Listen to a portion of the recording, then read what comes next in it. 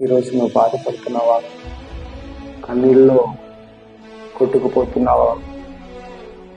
లేదా ఎప్పుడు నాకు ఈ దుఃఖమే ఉంటుందని బాధపడుతున్నావా?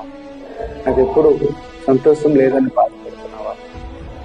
నాలో ఎప్పుడు సంతోషం దేవుడిస్తారని వెయిట్ చేస్తున్నావా? అయితే అలాగే నువ్వు వెయిట్ చేయి. దేవుడు నీకు ఒక అద్భుతమైన ఒక రాజ్యంలోకి నేను తీసుకెళ్తాడు.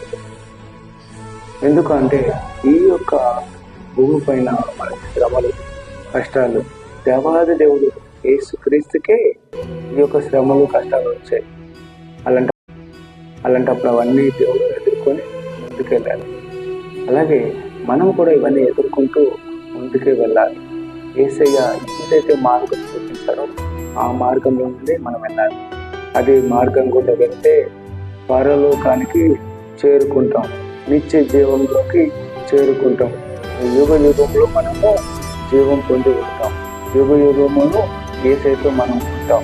అక్కడ ఆకలి దొప్పలి ఉండదు, అక్కడ దాహం ఉండదు, అక్కడ ఎంత ఏం సంపాదించుకోవాలని ఉండదు. దేవునితో ఉంటావు అనేది ఈ వాస్తవం నువ్వు తెలుసుకోవాలి.